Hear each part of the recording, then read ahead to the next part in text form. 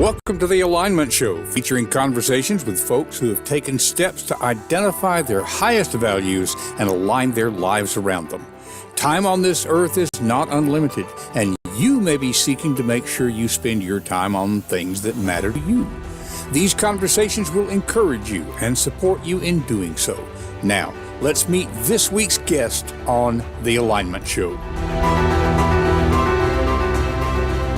And good morning, good evening, good afternoon, whatever time it might be in your part of the world. Welcome to this week's edition of The Alignment Show. My name is Don King, and I will be your host this week. We have some fantastic guests like we do every week, but I got to tell you, these folks are kind of special to me. I'll introduce them in just a second. Just want to remind you that I'm going to have a book coming out, probably 5 or 6 weeks, what we're looking at. Way of the Three-Year-Old Why. Regular listeners have been hearing me talk about this for a little while. It's a business fable in the tradition of The Go-Giver, Said the Lady with the Blue Hair, Go for No, these kind of books. Dan Roberts has been striving for years to create a prosperous speaking business, hampered by his daughter's disability. A mysterious mentor shows up as a coffee barista, and somebody keeps leaving him guidance notes. They show an uncomfortable level of knowledge about him, all focused on finding his why, the way a 3-year-old does. So if you'd like to know more about that, you can always follow along on donking.com/3YO. Got that up on the screen here for those of you on audio only. That's the number 3 and the lowercase letters YO. Well, this week we have John David Mann and Gabriel Mann on with us. I wish we had a couple of hours, honestly, to talk with them, because it's just amazing to me what all they have done in their lives. We'll be talking in just a moment about why, in particular, I wanted to get them on. I'm also going to mention that we've had some interesting tech issues this morning. You know, that happened last week as well. It's just part of what live broadcasting involves here on this medium, and that's perfectly okay. We'll see how things go here in just a moment, but to tell you a little bit about him, John David Mann is a co-author of more than 30 books, including 4 New York Times bestsellers and 5 national bestsellers. His classic 2008 parable, The Go-Giver, co-authored with Bob Burg, and Bob's been on our program before. That book earned the 2017 Living Now Book Awards Evergreen Medal for its contribution to positive global change. It's one of those books that just regularly shows up in the top 20 business books of all times. His first thriller, Steel Fear, was nominated for a Barry Award. Gabriel Mann earned her degree in clinical psychology before going on to serve as an educator, therapist, corporate trainer, speaker, and coach. And she just told me a little while ago she started on yet another career. We'll probably mention that in just a moment. She currently coaches Go-Giver marriage clients and leads the Go-Giver marriage coaches training program, training coaches from around the globe. Now, John and Anna have been dreaming about writing The Go-Giver Marriage together for nearly 2 decades.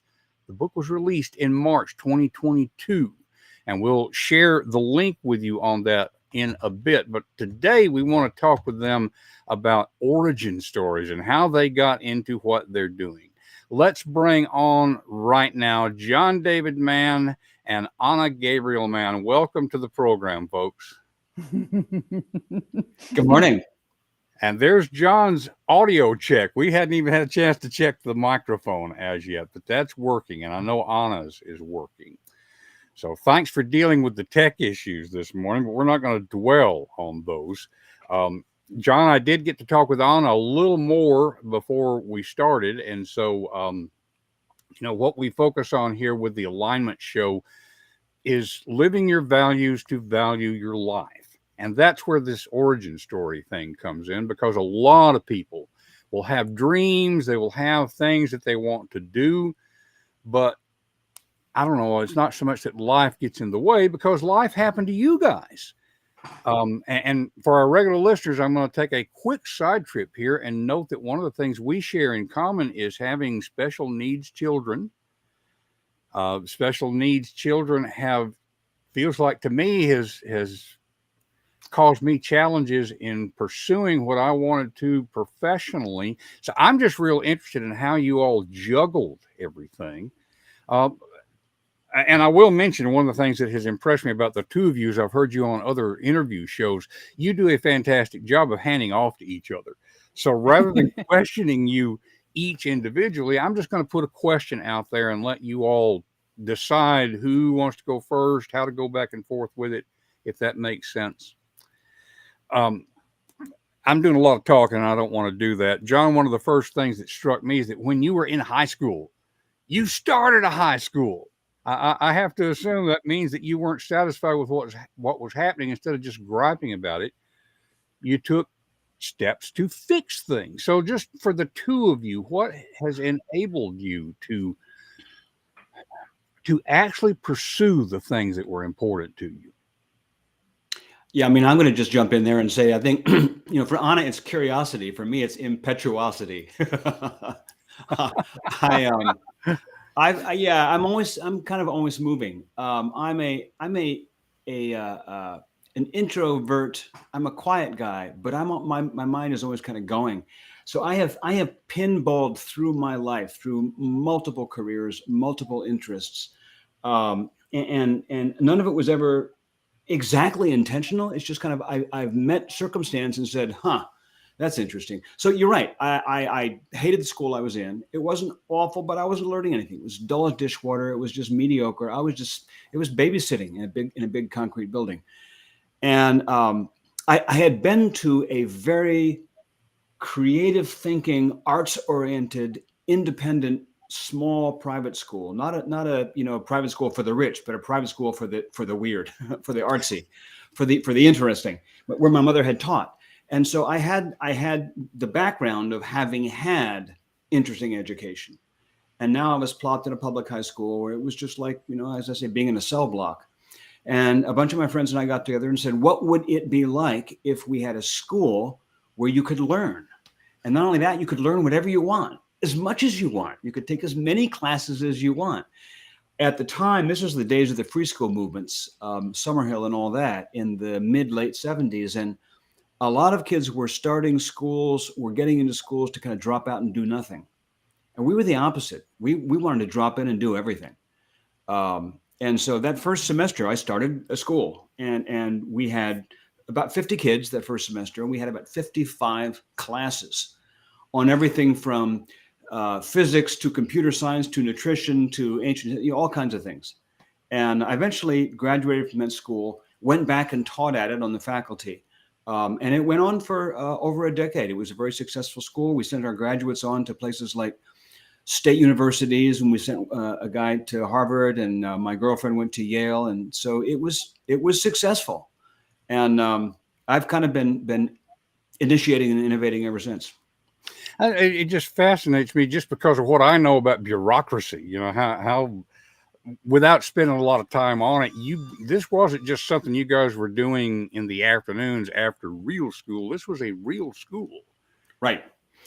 And people would say, well, how do you expect to, get into college if you're not accredited? Well, we just did expect to get into college if we weren't accredited, and we did. I've always believed that creativity forges its own tracks.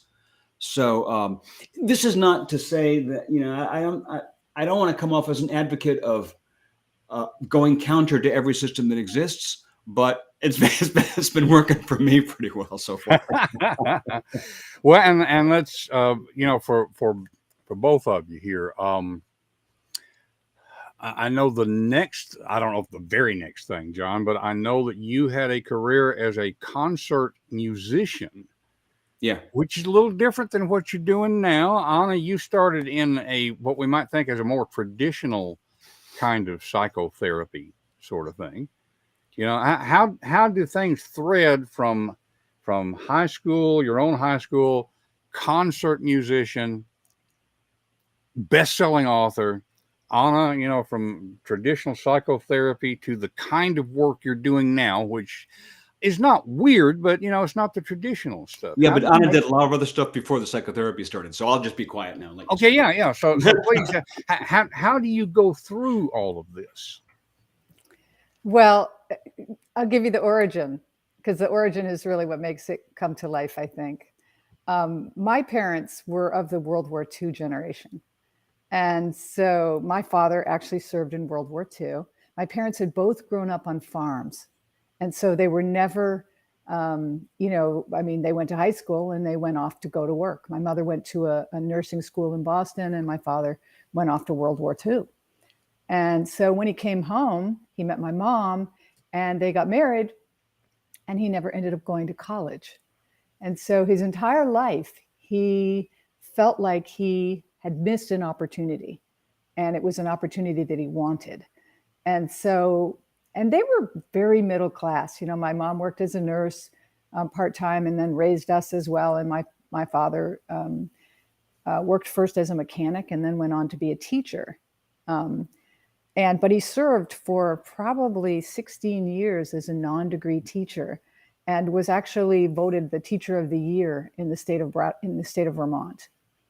And so in his mid-40s, he decided to go to the University Without Walls at the University of Massachusetts.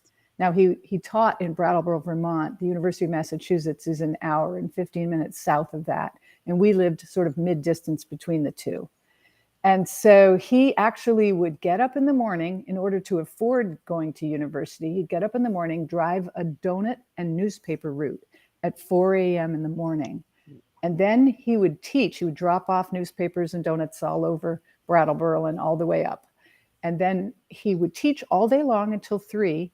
And then he would drive to the university and take classes until 8 or 9 at night. And then he would come home and go to sleep immediately, and then get up and do it all over again, because his donut route started at 4 in the morning. So he actually worked just long hours to get a bachelor's degree. He did this for years on end because he couldn't go to school full time. So he was going part-time. And the thing that inspired me about it, because I was a teenager when this all happened, and I used to ride along with him in the morning on weekends and at times when I could just be with him. And I just found it so incredible that he went after his degree, and I think somewhere around 51 or 52, he graduated with magna cum laude from the University Without Walls. Now, my father had been a World War II soldier in a mortar platoon, went on to be a mechanic, went on to teach and taught in a non-degree situation. And in one fell swoop, getting his degree, he got 16 years of back pay that enabled him to have a retirement as a teacher. And what was powerful about it was that he kind of modeled for us, I don't care what your circumstances are. I don't care what your finances are. If you want to change your life, you make a decision and you do the work to make it happen. And I mean, 6 or 7 years of 4 in the morning. And on weekends, he would write papers all weekend long. That's all he did, because he had to hand in his homework. So it was this incredible 6 or 7 year dedication to get a bachelor's degree. And after that, I looked at the world and said, okay, whatever I want to do, I just have to figure it out, and I have to go after it. And so, yeah, I went to college, but the truth is I dropped out of college. I went back to college. I changed my focus. You know, by the time I actually got to my master's degree and got to the clinical supervisor who changed my life, because she was so profoundly intelligent and so profoundly capable of understanding human pain, I really was in my early 30s and had grown up quite a bit and had worked my entire way. My parents were never able to pay for college for me. So from the minute I went to college, which was community college, because that's what we could afford, I ended up working. I worked, I joyously called it life under the tray. I was a waitress for 15 years. In fact, Bob Burg, who's on the call right now, used to stop at the Howard Johnson's that I worked at for breakfast. Oh, wow. And it was just incredible. I mean, I didn't know him then. He didn't know me, but he used to stop at that very Howard Johnson's all the time. And I always worked the breakfast shift. So chances are I waited on him. Almost certainly, yeah. The unifying theme here in this entire story you see is donuts. I hope you're picking up on this. You got it. But what it inspired me toward was the idea that, it's like I've changed careers a few times. I mean, at one point I got into business and I realized that the particular type of business I was in was just a total wrong fit for me. And I felt like it just brought out, I don't know, it just brought out the worst sides of my feeling of just needing to kind of really constantly be going after leads and constantly going after things in a way that just didn't feel authentic for me and felt awful. So I got out of it and went back to my original work. And sometimes you need to sort of really check in with yourself and figure out your values to figure out what fits for you in life. I mean, now, in fact, let me throw something out here in this context, and also what we hear a lot of discussion about. We'll hear people talk about life-work balance. Yeah, and what you're describing in going after what's important to you doesn't fit, I think, the stereotype of balance. Because if you're play devil's advocate here for a little bit, your dad is working and sleeping. Yep. And yet, this is something that was a very positive overall in your life, Anna. And John, I'm sure that the same thing was happening with you. The number of careers you've had and all that kind of thing. And given we want to focus, I've got going on the crawl down here, by the way, for folks who are on audio only. These folks are doing so many things. I'm putting up on the screen their various websites as we talk. I will make sure that those links are in the show notes. So be sure that confidencecultivators.com so that you can get to all of these resources. But one of their most recent aspects of work is the go-giver marriage. And so this is a big question, but I'm thinking, how does this thing of balance and taking care of each other meld with pursuing the things that are so important to you individually?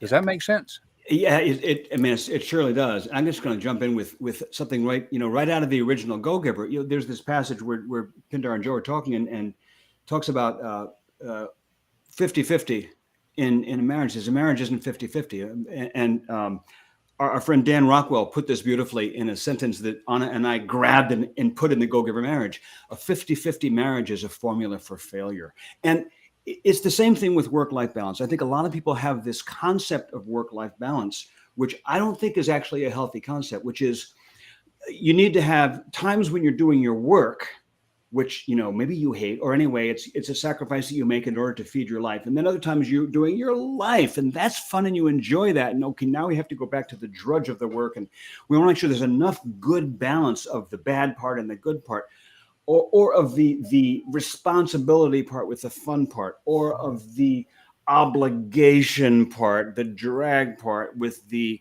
vacation and recreation part. And I just think that sounds like to me such a sad way to live. It's kind of like a constant trade-off.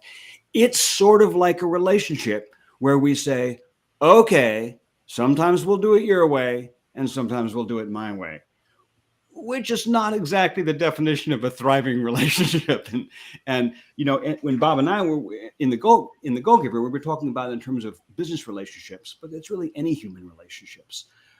It's like I scratch your back and then you scratch my back. It's sort of like a business transaction. And I think that genuine work-life balance isn't something that's transactional, isn't constant trade-offs. It is carving a life where your work, your pursuits, your aspirations, and your everyday living and your living situation are all aligned. They're all in alignment. So that when you're doing your work, it's an expression of your life. And when you're living your life, it's an expression of your work. It isn't the same thing as the guy who always brings his work home. And so he's always, thinking calculations and he's at the breakfast table, doing his sales accounts and balancing the checkbook. And I don't mean that. I mean, it's a life where you're always living. You're always living your life. And I think part of the reason that Anna and I have both honestly bounced around between many careers in our lives. We've done many, many different things. I think part of that is that we've always been seeking sort of the highest, if I can speak for you, sweetheart, for me, we've always been seeking the highest expression of who we are. We've always been seeking the truest expression of who we are. And there, as Anna was saying, she was in this particular foreign business, and it just wasn't an expression of who she was.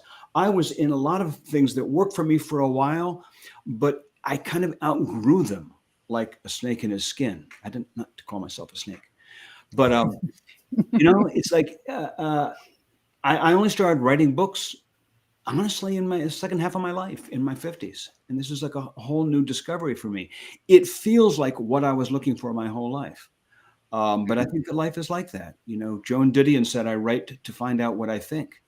And, we put those words in the mouth of Aunt Elle and the Go-Giver Leader. And she says, here's what I think. I think we live to find out who we are.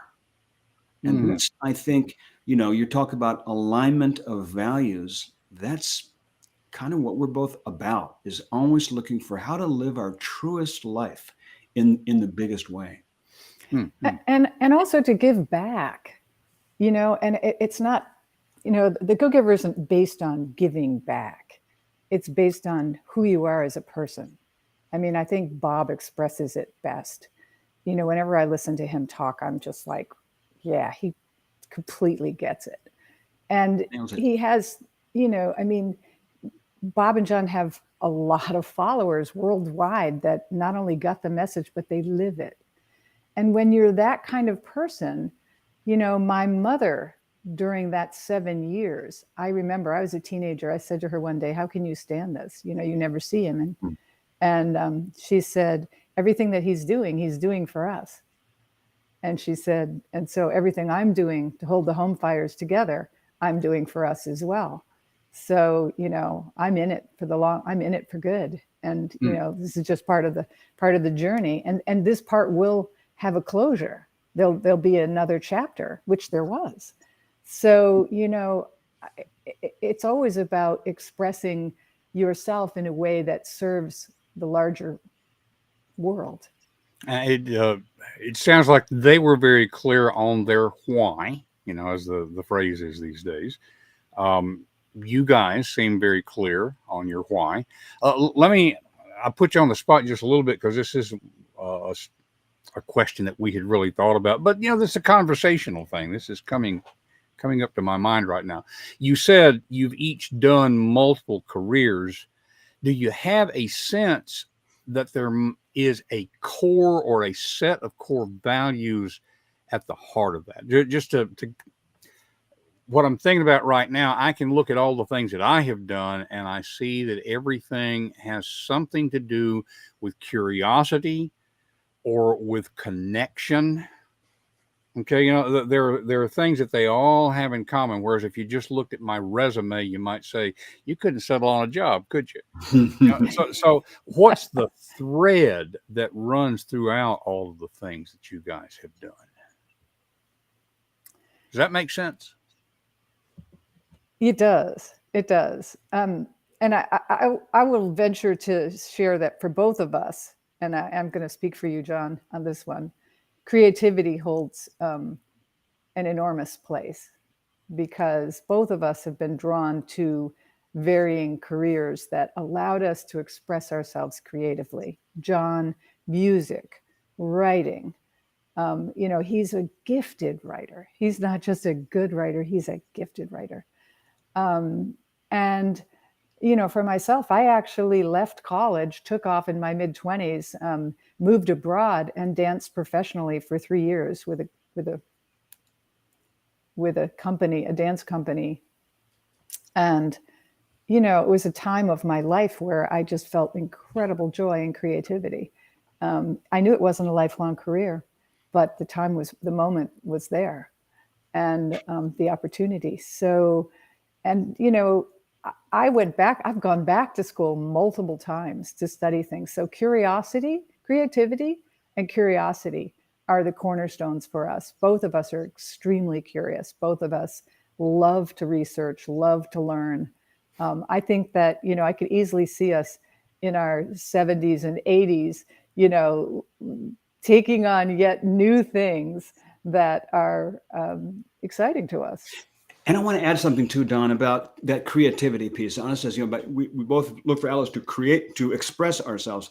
And I just want to clarify this too, that that creativity isn't just expressing me, like, or Anna, her. It isn't just expressing ourselves.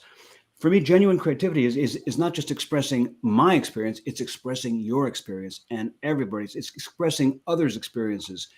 For me, what I get a big charge out of is taking life experience of everybody, lots of people, is grabbing some complex, messy, bewildering life experience and kind of distilling it, not cheapening it, but distilling it, condensing it into a place where you can really grasp it and understand it, and putting it out there. Taking complex ideas and expressing them in simple, relatable, comprehensible forms has always been something that just fascinates me and gives me joy. So if I'm sitting and giving a concert on the cello, I'm expressing myself, but I'm also expressing Beethoven, or I'm also expressing a whole time in Vienna in the 18th and 19th centuries. I'm expressing humanity, and that's, to me, I think, what, like when Anna sits down with somebody in coaching and she's working with somebody, she doesn't work with couples. She works with couples individually, so it's like one person at a time. It's marriage coaching, like Sophia in the Go Giver Marriage. She does. I was going to say, and just a real quick throw this in. This is familiar? one of the things you see in the Go Giver Marriage, the book, the Go Giver Marriage, and that's one of the things that's different. So thanks for bringing that out, John. I hate to interrupt, but I want to be sure people got that. Yeah, Sophia is disguised Anna, and I called her Sophia because Sophia means wisdom, and Anna is smarter than I am. So, when she's sitting there coaching somebody, she's bringing them their experience. She's helping to articulate their experience. She's bringing it out of them. It isn't her telling you what to do or expounding on how a marriage works or giving a lecture on the 5 secrets of lasting love. It's her helping a person doing the thing that Joan Didion said, live to find out who they are. And I think that's what really delights us both. We both started out in life doing that in the arts, with me with the cello and composition, with her with dance. And we've kind of gravitated then into academic disciplines and writing and teaching. We both love to teach. But the thing about loving to teach isn't teaching a subject. It's like teaching your life, teaching our lives, bringing it to life. It's really what it is, how things work. Indeed. I mean, there's just, oh man, I mean it. We could talk for a couple of hours here. I want to be sure, as we are coming close to an end here, I want to be sure folks know what you're up to now. Got to ask real quickly, without spending a lot of time on this, John, do you still keep playing the cello even though you're not doing it professionally? Anna, are you still dancing even though you're not doing it professionally now? Do you keep that going, or is that something that you said, okay, I'm into something else now, something else that is expressing my creativity? For me, simple, no, not really. I don't keep it up. It's not satisfying for me to play the cello by myself in my room. It's satisfying for me to play with an ensemble of great musicians. I don't do that now. So the cello's in a case, and I pour that music energy in composition. Same deal. I'm not composing. I pour that energy into writing. That's my cello. That's my composition. Mm-hmm. Same for you, Anna? Actually, pretty much the same. Yes, I still dance. Just playful dancing. But professional dancing is behind me at this time. But I find that there's always a creative avenue. I mean, this summer, for years, I actually first majored in art at college. And in the last year, I've just started painting again and loving it. So, it's really good, Don. I believe it. And see, one of the things that strikes me about both of you, you don't, it sounds cliche to say you don't let it stop you, but I think this is something really to bring out for our listeners who might be thinking about, okay, I used to love doing XYZ. I'm 50 years old now. It's too late. The ship has already sailed. You guys want to do something, you just do it. Hey, the ship might have sailed, but the shocking thing is there are more ships in the harbor waiting. You're you go. never going to run out of ships. Yeah, And the truth is that every single avocation that becomes a vocation, it's the 10,000 hours. It's like, Yeah. what are you doing with your time? If you're scrolling social media and that's the only life you have in your spare time, then you might be cutting yourself short of having a richer, fuller, maybe diving into great novels is something you love to spend time doing. Maybe, painting, maybe some other art form, gardening, whatever it is, bird watching. It's like there's thousands and thousands of ways to express yourself creatively in the world. The question is, will you make the time? Will you carve the time for yourself? And will you give it to yourself? Let me throw something out there to you. A quote from Zig Ziglar. I may have the source wrong, but he said, you can do anything you want in life. You just can't do everything. And I'm hearing you saying, I've left professional dance behind. I don't play the cello anymore. I'm still expressing my creativity. I'm choosing different channels.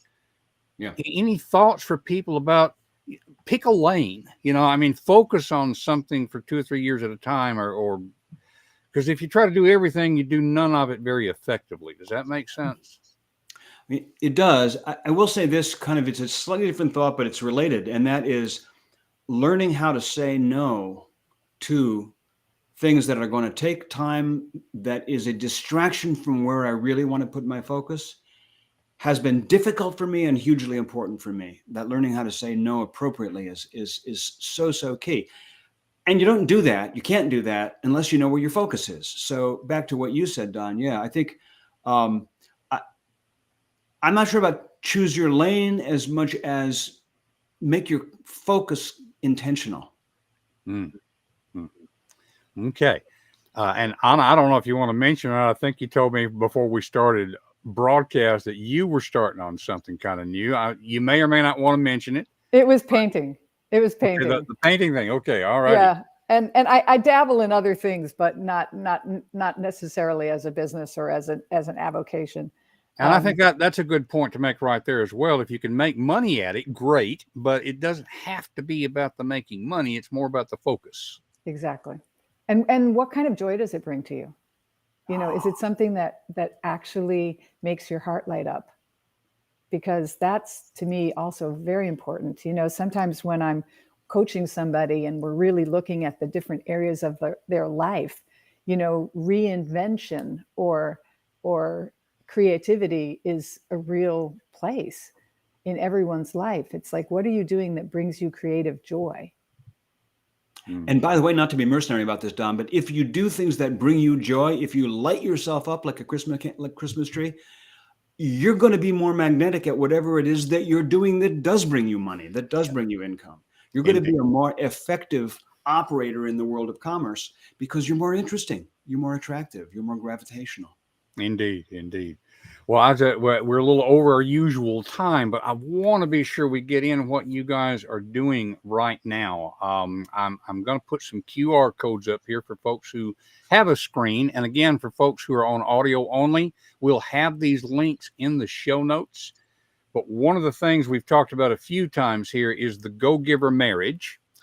Now, this is a book, and I think the QR code I've got there goes to their website, not specifically to the book, because you can get to the book from their website, but they're also doing other things there. Anna, you are training people in how to be a coach in this kind of thing. So how is this coming together for you guys right now? Does that make sense? The question makes sense? Yeah, it makes sense. It's an ongoing journey of learning. As I'm training people, a lot of the people that we're training them to teach a specific program that kind of lays out the concepts of the book and lays out an understanding of the 5 secrets to lasting love and gives them an opportunity to sort of explore it. So yeah, it's an ongoing journey. And right now we're actually doing programs for law firms where we're teaching the 5 secrets to the staff, believe it or not, on how to have really fulfilling relationships with each other. So the Go-Giver Marriage is about relationships, and it extends to parenting, it extends to your work relationships, it extends to a variety of ways that you're connecting and communicating in your world. Mm-hmm. Okay. And I have to say, one of the things I love about the book, and I do love the book, it is not only it's not a business fable, it is a fable. Fable, the idea of fable or parable is that we're using the techniques of fiction to teach nonfiction principles. Is that a good way to put it? And this is a fable within a fable. I mean, John, it sounds complicated and yet it works so well. This book is set up to where there's the fable, and then the second half of the book is a nonfiction book that just steps you through the how to apply these principles. Have I expressed that effectively? Absolutely. Yeah. The first half is the story. The story illustrates these 5, we call them secrets of lasting love. The second half is, Anna wrote the second half, and she basically it's the part of the book that says, okay, here's what you just read, and here's what it means, and here's how you do it. Here's what we just said, and here's how it actually relates to you. And I think it's a brilliant part of the book. I originally thought it was going to be like 4 or 5 pages, and it when as Anna wrote it blossomed into a full half of the book, and it should be, and it's in many ways the more valuable part of the book. But the fable within the fable was, yes, definitely a lot of fun to write. A lot of fun. It doesn't surprise me that it would be fun. Now let's focus on the writing thing for just a little bit here, and I'm losing track of my QR codes. This is like running a starship sometimes. But we've got John, you've got some books that have come out, that are coming out. This is the fiction thing. I put the thrillers, I'm just calling it thrillers, QR code up on the screen. You've released the third in a trilogy written with former Navy SEAL Brandon Webb. Yeah. So to me, this is a whole other thing. I mean, it's all writing, and yet, wow, how difficult it is to combine nonfiction writing and fiction writing. And yeah, it's so speaking of reinventing yourself and of aligning values, and most people who have heard me before know this story. I consider the idea of writing a novel, a 400-page novel, unimaginably difficult and impossibly complex, and something I could never do. And Anna kept telling me for years, "Oh, you'd be great at that." And I did not believe her. I genuinely did not believe her, although I appreciated what she said. I couldn't believe it. And then I finally ended up believing her and gave it a whirl, and there it is. So these 3 stories, they're thrillers. And yet, because I got parable background, they sort of a sneaky backdoor parable in them too. The first one, Steel Fear, is kind of a parable on leadership disguised as a thriller. The second one is a parable on friendship disguised as a thriller, and this one, Blind Fear, is a parable on family and childhood disguised as a thriller. But they're thrillers, and they're really pretty. They're pretty gripping. They're hard to put down. That third one just came out this summer. I've been spending weeks on a book tour with all around the country for that book. And then you may have a whole new QR code for this, but I've got another parable coming out in exactly 2 weeks. Oh yeah. And I didn't get a QR code for that one, but let's okay. Mention the link if you can, and then I'll be sure and get it in the show notes. Sure. And so that's not with Bob Burg. I mean, you have co-written parables with David Bach with the Latte Factor. I just 30 books, folks. I can't name them all here. Okay. So this new parable, in a second I'll break and go grab a copy and hold up the book cover, but it's called The Vagrant. The Vagrant. And I wrote this with Dan Rockwell, who is a dear friend of both Bob's and myself, has been a huge supporter of the Go-Giver for years. And Dan is creator of this blog called Leadership Freak, which is one of the most, if not the most popular blogs on leadership on the planet. It's enormously popular. He has a huge following. He's a wonderful, wonderful man. Very humble, sweet, genuine guy. Delight to listen to. Got a great voice. You feel like he's your grandpa. And he's doing a bunch of podcasts right now, if you get a chance to catch him on any of these channels. But The Vagrant comes to wherever fine books are sold on September 19. That's a Tuesday coming up. So that'll be fun. Very good, very good. And for folks who are wanting to learn a little bit more about the whole writing thing, I mean, how to do this, we're going to point them to your website, johndavidmann.com. We've had some comments. I've been sharing comments on the screen. Again, folks, we're so tight on time. I've not been reading the comments out, but a lot of folks commenting on various things here. And Jeff West, one of our good friends, and Peg Duchesne, they've been talking about John's course. So you can find out more about that. And where's that little thing here? I want to get the crawl up here for johndavidmann.com. So go to John, my website. There's a little tab on top. It says mentorship or mentoring. And that's, or actually it says mentoring program. And that's our coaching program. I forget what the tab says, something like that. Coaching program. That's the one. That's the program. Excellent. Excellent. Well, folks, I know I've kept you over time. Thank you so much for this morning. I feel like we're making a big difference for our listeners. What have I got to get off the screen here? There we are. Okay. We'll have all those links in the show notes, folks. And this has been a fantastic interview. Thank you for taking the time. Looking forward to The Vagrant. We're getting lots of comments here about The Vagrant and all that coming up. 2 weeks. I didn't realize it was so close. And Jeff West is another parable writer, and I'm learning so very much from John. He's in the course right now. Yeah, has been. And so fantastic resources here, folks.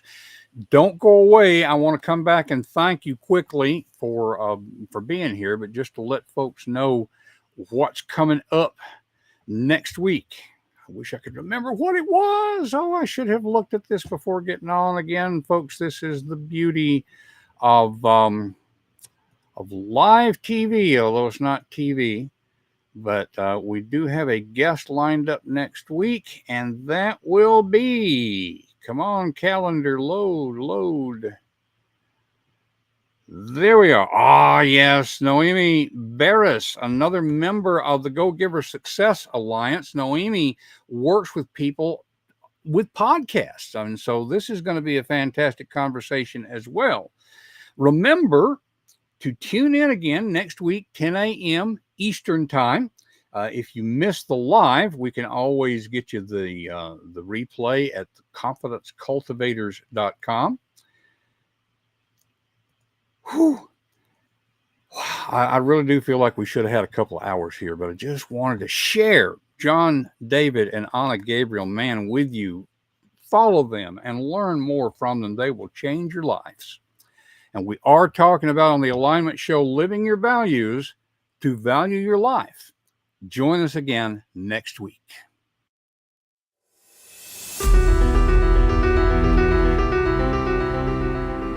That's it for this week's episode of The Alignment Show. What has it inspired you to do in your own life? Whatever it is, take action now and take the first step. It will help you to talk with a friend about what you're thinking. Share confidencecultivators.com to spread the goodness. And remember to live your values and value your life. We will see you next week on The Alignment Show.